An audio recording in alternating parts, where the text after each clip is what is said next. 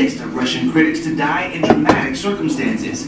Renowned Russian journalist Anna Politkovskaya, critical of the Kremlin's policies, was shot dead in her apartment elevator. And in 2006, Alexander Litvinenko, a former Russian spy, was poisoned and killed in London. Next up, do you use earbuds to listen to music or podcasts? Well, it's spelling big trouble for your ears and putting billions of young people at risk. Even the United Nations is now ringing the alarm.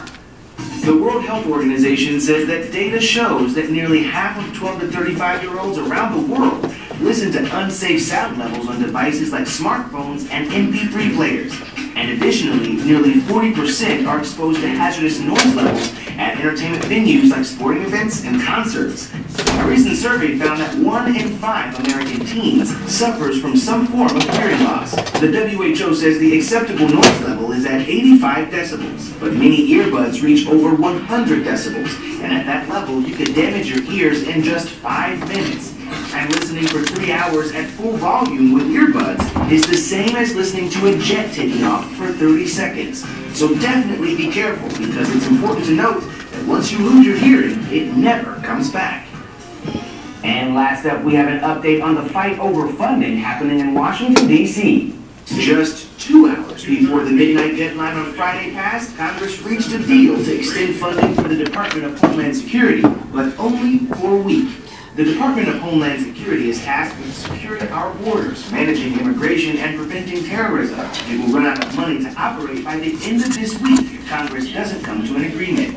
The fight is over President Obama's recent changes to immigration policy. The Senate already passed a bill to fund Homeland Security, but House Republicans want to include a line to block President Obama's executive action on immigration. The Department of Homeland Security includes the U.S. Coast Guard, the Secret Service Division, which guards the president, and TSA screeners at airports. But those departments can never shut down, even if the funding runs out. About 85% of Homeland Security employees are required to work, whether they get paid or not. And that's it for headlines. Coming up, it's the picture that divided the internet.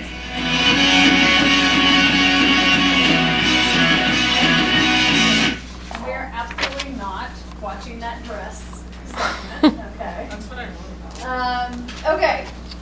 Everybody take 2 minutes to write out how you connected it. Remember how I talked to you all last binder check? I want complete sentences. This is preparation for FRQs. So complete sentences to defend why this connects to a unit in human geography. And some of these news stories connect to more than one.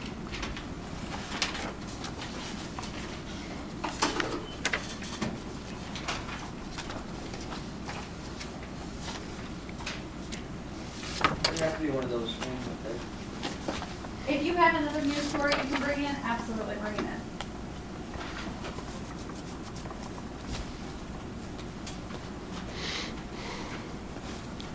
Complete sentences, no bullets this time around.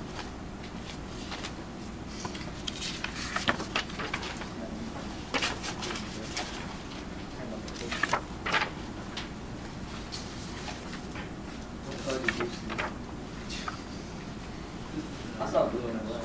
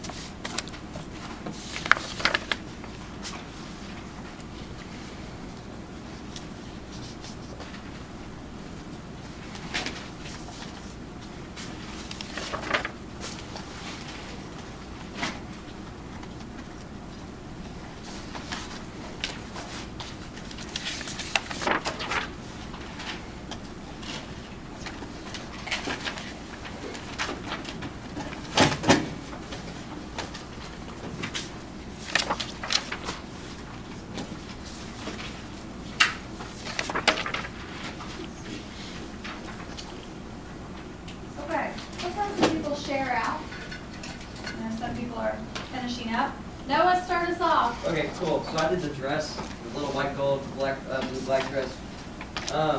But that relates to culture, and the reason being, like, the crashing of the internet, like, the big thing with that, it just proves how much our culture cares a lot about clothing, attire, and different phenomena like that. Okay. What term did you use for that in your news story? For the fact that people across the country found out about it like that? Oh, stimulus? Contagious? No. But I thought contagious had to be. No, stimulus isn't it? Contagious. Yeah, I guess it could be. What's the other term for contagious? When something goes. Would it be viral? No, another term for contagious diffusion. When something goes viral. And it can be, no, that's a contagious diffusion. So that can be viral, a disease spreading. Oh, anything viral. Or it can go viral on the internet, right? Good, way to bring us back to that unit and bring up diffusion. Shelby. So something like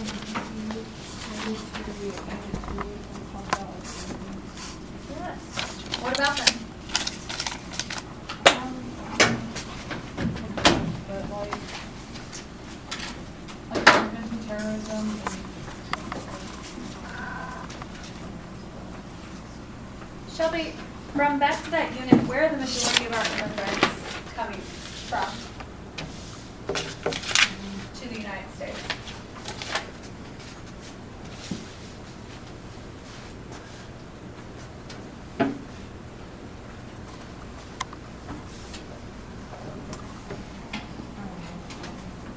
Take a guess. Where would you guess people might be coming from to the United States?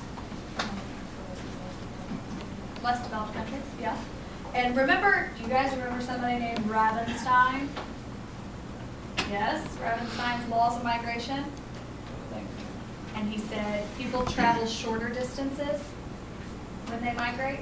So if people are traveling shorter distance, where would they come from? What's the short distance from the United States? Mexico. Excellent. The #1 place for people migrating to the United States. And then after that, many Central American countries, right? And so in the news, it's talking about the fact that federal funding for Homeland Security could be cut, which would hurt what jobs? Why does it relate to the immigration? Who's paid by Homeland Security? If we're worried about immigrants coming from Mexico.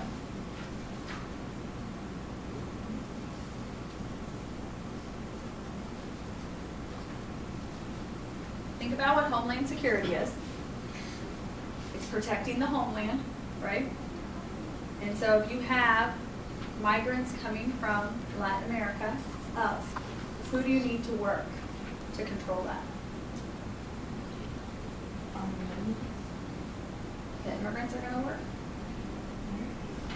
Who's going to keep a lot of the illegal immigration from happening? The government. Who sends people to work where? The security of our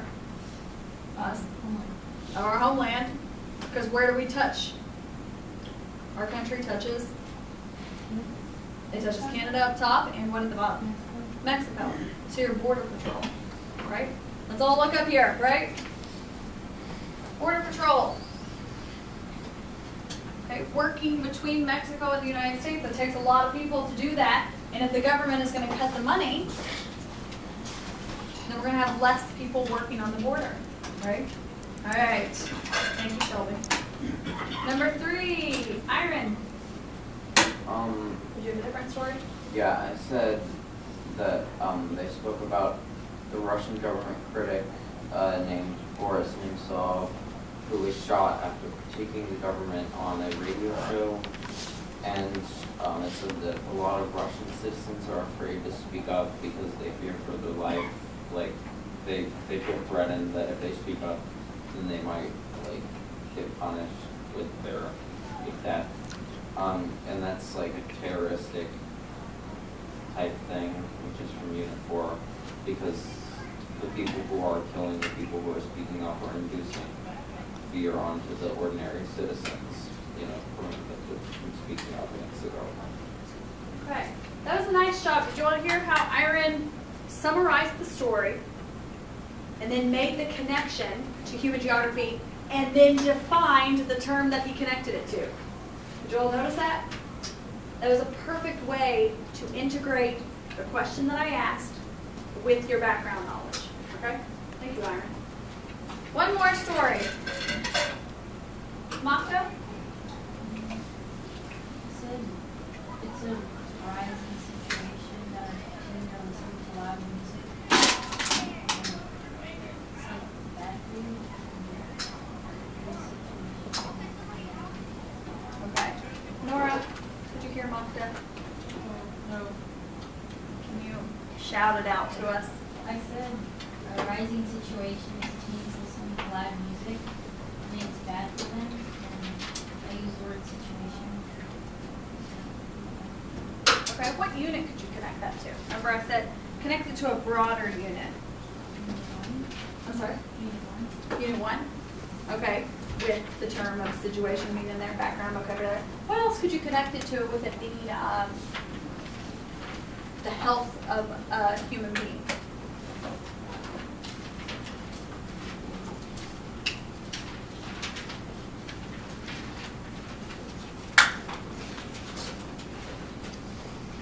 Where we talk about the epidemiological transition model. Unit 2, which has to do with population. Yeah.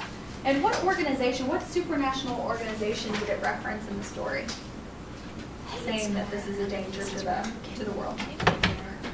What? It's happening in North America, but this is an organization, a peacekeeping organization that works worldwide. It's like a bottle. I have a bottle of red liquid. Would you take care to bring that down here to me and Lisa's? What is the peacekeeping organization that most countries in the world are a part of? Supranational organization?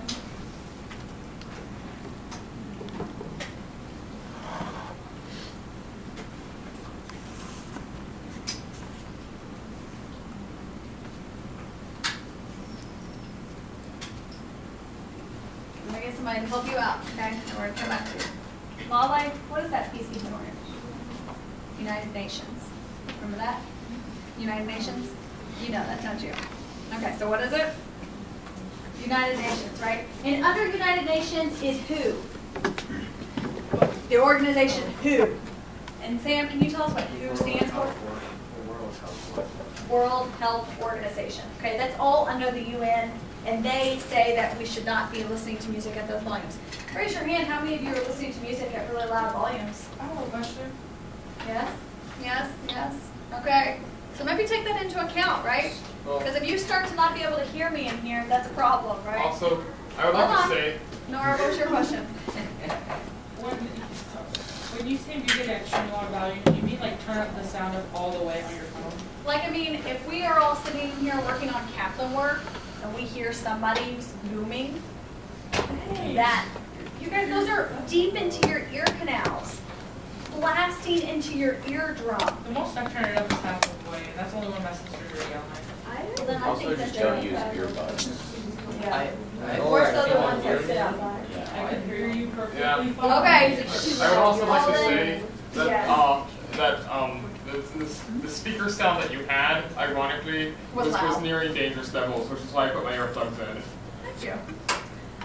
Some people over here, depending on where these are facing, can't hear it. So turn it down next time. Okay, thanks. So cheap. We can't even get the ones in the wall. Okay. We are going to do a little bit of review. You can put away your eye openers, get out your notes. We want to go over the models, the city models, so that we are able to talk about the project and any questions you might have. So here's our quick review of the city models. First of all, review. Somebody explain very broadly, how did Beauchere's transportation model work? Amelia, what happened with Beauchere? What does he talk about over time, the 4 epochs of transportation? What do you know about transportation over time? More of it? How so?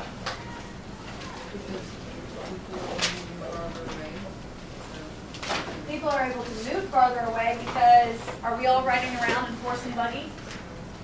What are we using now? Cars, and what else? Okay, bike. How else, how could I get to New York today? Airplane. Airplane? How could I get maybe to the Bahamas? Cruise ship. Boat, right? Okay, and is that boat, are all the boats sailboats? No, right? Okay, so we're seeing more things run through like oil, okay? Various other energy-related technologies. And so what Bosher says, is that transportation has changed the way that cities are laid out, okay? Here we are. And Bosher published his little findings in 1967. And so after that, we've obviously developed more transportation, right? And so that's what's taken us into the high technology era today. You already have this down, so you don't need to rewrite. Avi, explain to us what the concentric zone model does. It shows the residential, industrial, and commercial central business district. Where's the central business district? In the center. And how is the rest of it set up? Whereas the residential business district. Okay. Circles. And Avi, what does this remind us of, these circles? Who? Von Thunen, okay? So the same issues that we had with Von Thunen, we have with the concentric zone model. Is any city perfectly laid out like this? No. Probably not, right? Okay, and you don't have perfect landscape that allows for people to live throughout. There might be a river running through, there might be mountains, okay? All right, sector. Somebody describe sector to us. Sarah. Oh, I'm sorry.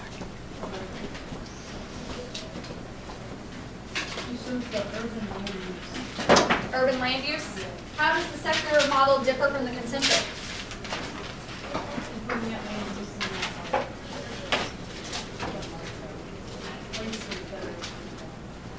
We're still looking at land use, but what's the difference between the circles now? They're different, they're placed differently, not like concentric, it's like, it's not like What instead do we see on the diagram? What's the name of the model? which one? This one. Sector. We see on the model sectors. Right? Okay? That's what the sector model looks like, right? We talked about this last class. Stretching out, and they stretch out based on transportation lines. Right? Multiple nuclei model. Somebody describe what's unique about this one, Miguel. It doesn't just show one area of importance, it shows various CBDs. Good, very good. That's the key part. There's various CBDs that are built up. Then we have the urban realms model. Lale, tell us the background on this. It's San Francisco, they used to have big cities, Very good. made by engineers and Good job. And the last one, galactic. Give us a brief description of that, Olden. There are various transportation pathways that connect groups of specialized areas. Olden, what would you consider the galactic city model transportation route in Louisville? Probably the tram. What's the transportation? The tram Oh, and the bus tram. system. Could be, but do most people, what do most people jump on to get various places in Louisville? I said the tram and bus station. Yes, I'm hearing you from public transportation, but most people in Louisville, unlike New York City or LA, are more automobile. Okay, most people are riding around in their own cars. So it doesn't have to be public transportation. It doesn't have to be public. Okay. So what would it be for Louisville? Roadways and road. What roadway though? What?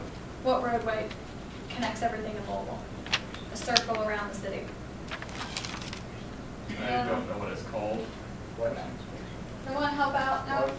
Waterston Expressway, and then we have an outer ring. Does anybody know the outer ring? Outer loop. Yeah. Okay, Gene Snyder is part of that, okay? All right, so there are city models, okay? I want you all to look at your project right now. I got an email, a couple of emails over the weekend. Look at your project rubric for a second.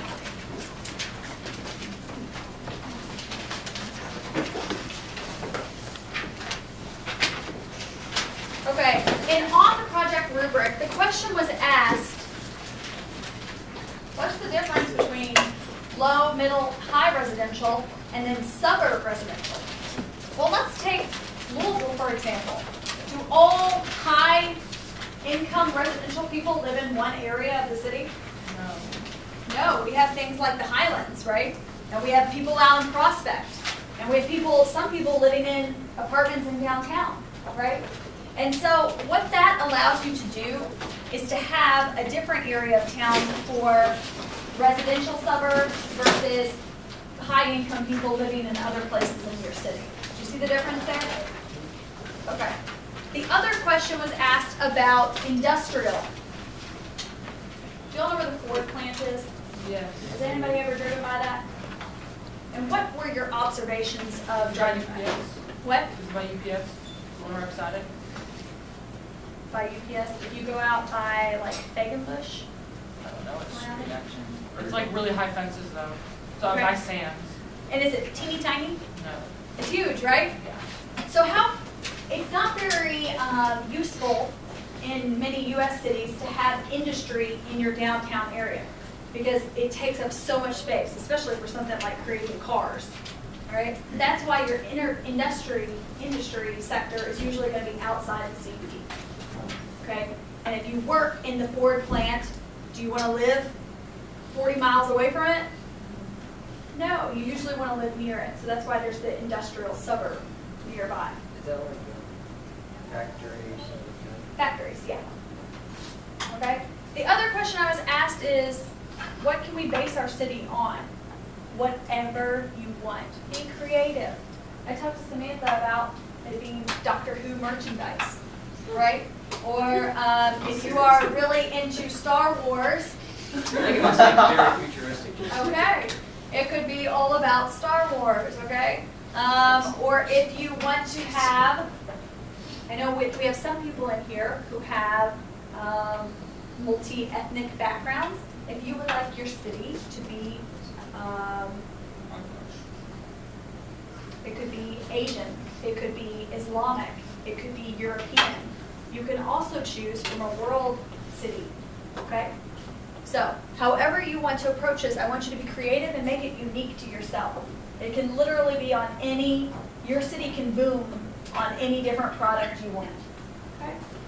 All right, get your notes. We're going to briefly jump through world cities, and then we're going to go to the computer lab. I don't mind the spoons. What? Spoons. It's like a whole city that makes spoons for sports. You can't compete with that. Were there any other questions on the project right now while you're having? All right, email me with any further questions. I will get back to you quickly. Okay, let's get through this. We're going to start off with U.S. cities. U.S. cities, a common factor in them are skyscrapers in the CBD. Raise your hand. Somebody tell me what the CBD stands for. Sarah? Central Business District. Okay. And then you have more people living in the suburbs. That's more residential. The United States and North America in general, is unique in the fact that we have people living in the suburbs more so than we do in the city, Central Business District part of the city. Okay? Most other countries around the world have a lot more people living in that centrally located areas. And we are going to break apart eastern cities versus western cities. Okay? Eastern cities were formed first, right? when the colonists came over from Europe. In particular, we had large amounts from England, Great Britain. And the cities formed up on the coast, tightly packed, right? If you think about New York, Connecticut, Rhode Island, New Jersey, Virginia, all these cities formed more like European cities were, okay, because that's what they knew. And the transportation for these cities was similar to European cities in that when these formed, they didn't necessarily have cars yet or mass transit going through the city. So you have narrow streets. A place like New York City, if you want to go to the mall or go shopping, are you going to have a big old parking lot to park in? No. In fact, the majority of people are not going to drive their own car, right? Because you're never going to find a parking spot. Okay? You're going to spend all your time trying to find a parking spot. In Louisville, if you want to go anywhere, are there parking lots? Oh yeah. The only place that you might have trouble is downtown. Did you all know that Louisville has the highest heat island effect? I told you all that? Because we have so much blacktop. Yeah. Of all the cities in the United States, Louisville has the highest heat island effect. That sun beats down on our cement and heats our city more so than any other because of it. Okay. Small backyards, most people on the eastern coast, and you have that rush hour just like around the world. Look at this. Here's New York City. Look at all those buildings packed in there. Do you see much green? Where do you see green? Central Park. In the Central Park. lakes. Central Park, right? In New York, it has the highest population. It builds up. Let's see how many people we can get into these buildings, right? Upward, skyscrapers. The suburbs of New York look a lot like this. Apartments. Yes, there's some green, but still apartments, not backyards. Okay? Here's the subway system in New York. And in a couple class periods, I'll show you what the subway system is. Have you all ever seen it in Japan? Oh, Where they push all the people on? Have you all seen that? All right. Well, New York's rush hour can be pretty packed, but not on the scale of a lot of Asian cities. All right, here is Atlanta, Georgia. So we're still on the eastern side of the United States. Have those skyscrapers downtown. But look at the suburbs of Atlanta. Okay, you have more yard space, more individualized homes, right, compared to New York City. Okay? It's also an aerial view of Louisville, because Louisville is mainly, even though there's a lot of tarmac, there's also a ton of trees when you go over it. Yes. Because people plant trees or something. Exactly. A lot more green space. All right, and then we have western U.S. cities. Western U.S. cities actually formed at a higher level of transportation on Vaugier's transportation epics. Okay? You had more mass transit at the time. Cars were being developed. So as these cities formed, they could better plan for cars being in the cities. The grid street pattern. Grid street pattern. Where everything runs, you have perpendicular streets to each other. Okay? Most people live in the suburbs. Front and backyards are common on the western coast. Okay? Because it's much more spread out. What is an issue of the West Coast and urban? Aaron? Sprawl. Sprawl. The city is growing outward, and we're going to look at the best example of that. Los Angeles. Okay, look at Los Angeles. This picture's a little bit dark when you look up here, but these dark spaces, all of that are trees within. Trees, you have yards throughout, okay? Look at LA. Look at New York. We'll look at LA, spread out. Look at New York, piled up on top of each other, right? Okay. This is LA urban sprawl. LA starts right here, in California, and it sprawls all the way down to the border of Mexico. Okay, and it sprawls upward as well, and inward. Okay, LA is one of the biggest urban sprawl areas in the United States. New York is also up there. Okay, all right, let's go over to Europe. Here are the main components of Europe. Most of this you already have, but just jot down the big highlights. Obviously, European cities are bigger than U.S. cities. Older than U.S. cities. Europe has to have very strict zoning laws because of that. Okay? Very strict as to whether something can be used for residential buildings or commercial buildings, parks, etc. The unique thing about European cities is the dendritic pattern. Dendritic looks like this. Windy and narrow. So a lot of times when people say, why do Europeans drive such little cars compared to US big old SUVs, trucks, right? It's because if you owned a truck or an SUV, you would only be able to go to half the places in your city, okay? Being able to park would be a big issue for you. That is why smaller cars are much more convenient for Europeans to be able to fit on the streets that were originally created for horses and walking, okay? Unlike the United States, wealthy people usually live in the central city. You have a lot of Christian influences in the architecture. Not very many people have yards in European cities. Okay? It's more so public parks are your green spaces. Green belts, I'm going to show you an example of that. It's where you stop urban sprawl with basically putting a green zoning area outside the city. And a lot of World War II was destroyed a lot of the historic buildings in Europe, so you have a lot of remains that are preserved. Okay? And I can post this on the website, okay? Anything you don't get, I'll post. Here's Paris. Look at the difference of Paris in regards to skyscrapers, right? Look how much more you can see across. Obviously, the Eiffel Tower's there. But the skyscrapers are not like they are in New York City, are they? Okay, a lot shorter buildings. Paris, this is the Champs-Élysées that runs through Paris. Okay? This is where you're going to have a lot of wealthy condominiums or apartments. Straight up here. Does anybody know what this is?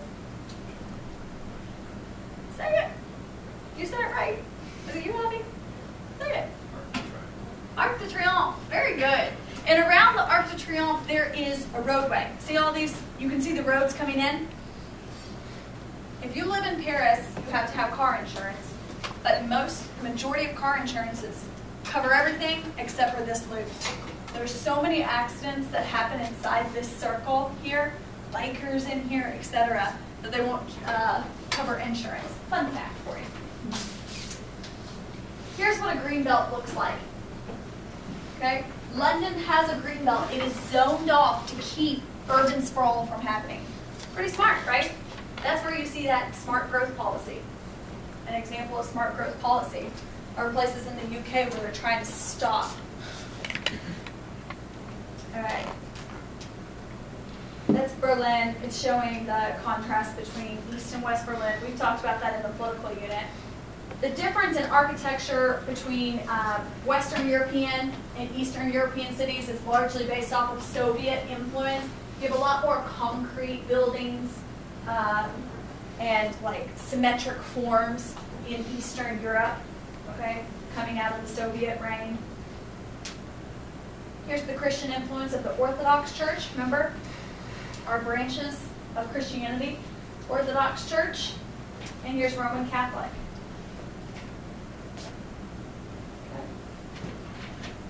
I think we're going to pause, and we will finish looking at our world cities next time, okay? Because I want to give you the last 20 minutes of class to go to the computer lab and do your city profile work. Can we start with the city profiles? Go ahead and write your two country names at the top. Give it to us. We did. Yes. You will dismiss from the computer lab.